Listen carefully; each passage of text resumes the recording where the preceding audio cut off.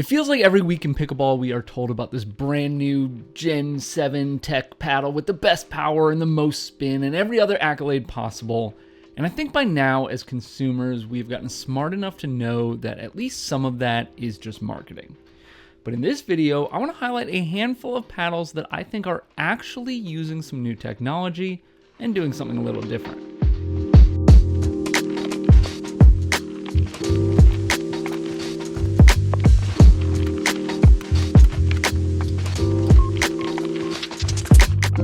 Guys, I don't have the ins and outs of every single paddle ever made, but I've definitely tested most paddles on the markets these days.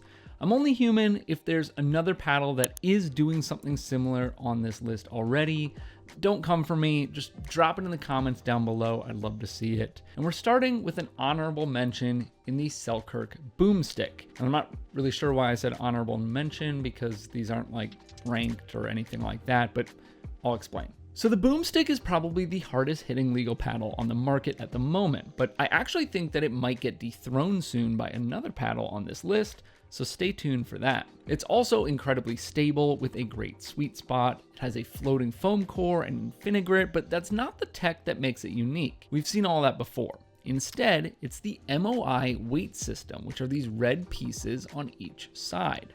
Now, I said this was an honorable mention because at the end of the day, this is just weight. And that in itself isn't really new, but the way the weight is being applied and the fact that it's coming to consumers like this is new. And it's a great paddle, so I think it's worth talking about here. So yeah, each of these adds 7.5 grams of very concentrated weight, and this plays a big role in really all performance metrics of this paddle. Now, they are technically removable, but once they're off, they're probably off for good. They're not adjustable, so to speak. However, Slice Cap or Slice just came out with what is essentially a very similar looking product to add weight in this way that is adjustable, I believe, which might be pretty cool. So this MOI system replaces adding weight tape and is also more concentrated weight. It's not legal for pro players at the moment, I believe, and it has had some quality control issues though, so we'll see if it's here to stay long term with new paddles of theirs, but it was definitely something new when it hit the market a little while back. I have a full review on the Boomstik if you want to check it out, and if you're thinking about grabbing one and want to get yourself a little gift card while helping this channel out, you can use the code INF-Pickleballblast. Up next, we have the F&B Runout, which is a brand new company and paddle not just designed in, but manufactured as well in the US, and I have a more in-depth video that you can check out for all the details. But this brought two things to the table that have maybe been done before. This one I'm not sure on, but definitely aren't the norm, not something I see often, so to speak, so I want to highlight them. First, they are using a single piece frame that surrounds the paddle all the way down to including the handle. So it's all forged together, which gives this paddle a uniquely stiff feel to it without a lot of give. Not only that, but they're also creating that frame with completely upcycled and recyclable material. So a forged one-piece recyclable frame around the face of your paddle, including the handle, and keeping a mindset for sustainability, and doing all of that right here in the US. I think this paddle was a good start for them, but more than anything, I'm interested in seeing how they innovate moving forward. Code PickleballBlast will save you 10% on the Runout if you want to check that out, and it comes in an elongated, a hybrid, and a standard shape. Up next, we have not one, but two paddles from 60 Pickleball, and these are two of the three currently announced paddles in what I would consider their next gen lineup, which they call their next gem lineup.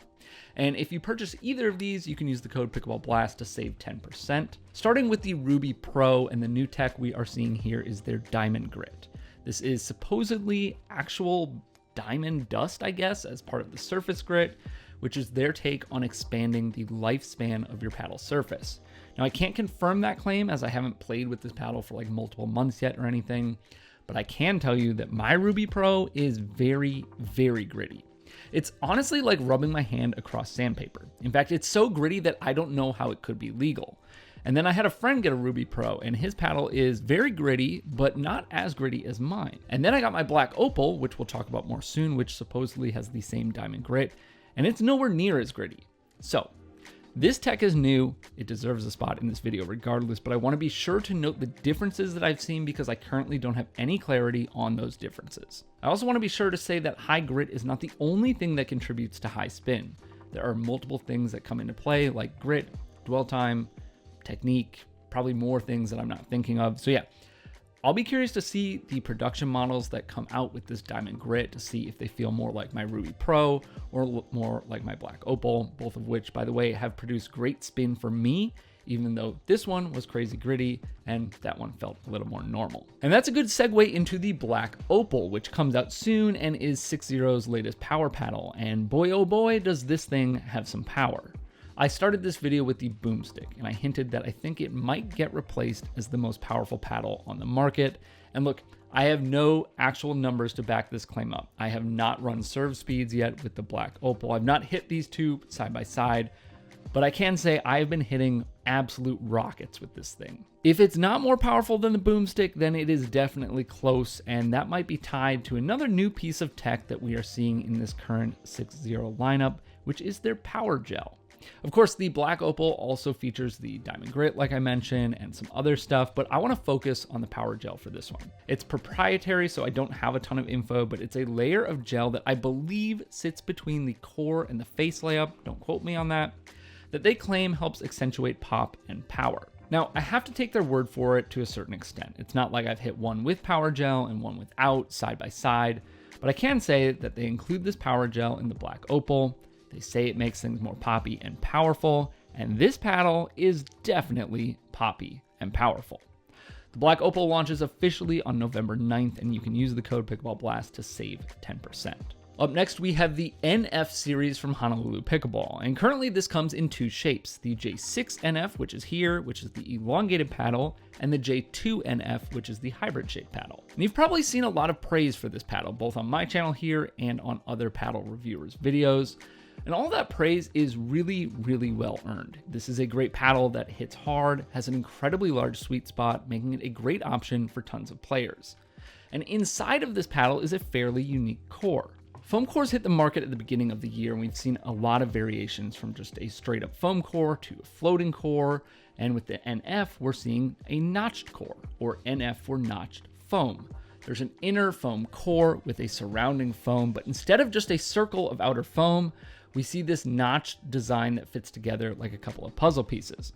Now, I feel like I've seen one or two other paddles hit the market with this design since, but I believe this was the first to do it and has likely played a big role in how successful the J2NF and J6NF have been. And if you want to get your hands on one of these paddles and save a little money, you can use the code PBBLAST to save 10% and help support this channel. Speaking of foam cores that are a bit different, we have the CRBN Trufoam Waves. Now, the Trufoam Genesis was the first foam core paddle to hit the market back in January, and this is their follow-up paddle. Like I said, in that time, we've seen straight up EPP foam cores, floating foam cores, notched foam cores, and diving even deeper, we've seen variations of those things. The Trufoam Genesis had holes cut out in the foam, the enhanced Gen 4.5 had indents in the foam core, and the CRBN Waves, true to its name, has wavy lines cut out in the core. Their claim is this increases the power, and the waves emulate tennis strings to maximize dwell time and ball shaping ability. The Waves launched a month or two ago and has some pretty polarizing reviews. It seems like a paddle you either play well with or you don't. Personally, I like this paddle. I played well with it. But while I did notice some differences compared to the Genesis, I noted that those differences weren't huge. But we're here to talk about tech, and I believe CRBN has a patent, maybe, on full voids on the foam core, or is in the process of getting one maybe, or something like that.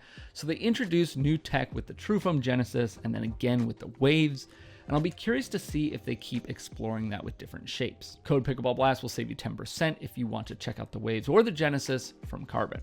And finally, I want to talk about the Holbrook Arma, because I got this paddle when it released and I was busy with a million other paddle releases. And as much as I enjoyed playing with this paddle, I just never got around to reviewing it, but I think it was one of the first to do something a little different, so this seems like a good place for it. It comes in various shapes and it has a normal carbon face version as well as a metallic version, and ultimately I like the Arma T Metallic. But in all of the versions, they did something unique with their core, using two different core sizes or cell sizes together in one paddle. From the base and narrowing up towards the top, you have wide cells for responsive power and pop, and over the top and working down a bit on the outsides, you have smaller cells to help with mishits, giving you more forgiveness on off-center shots, at least that's their claim. Now, I don't have numbers to back this claim up, but I can say that I did like playing with this paddle, and I did play pretty well with it. It was in my main rotation for a little bit as well. Now, I do recall some quality control issues with these cells getting core crushed pretty easily and pretty quickly.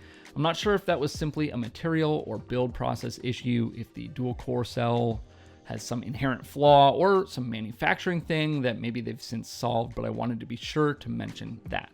But either way, I think at the time, this was the first paddle to use 2 different cell sizes in their core like this, and I think it deserves a spot here. You can use the code PickleballBlast to save 10% on this paddle as well. So what do you think about all this new tech in pickleball? Have you played any of these paddles and either liked them or disliked them? And do you think there are any paddles with interesting tech that I missed? Let me know down below in the comments on any of that. Be sure to subscribe to be the first to learn about new paddles hitting the market. Thanks so much for watching, and I'll see you on the court.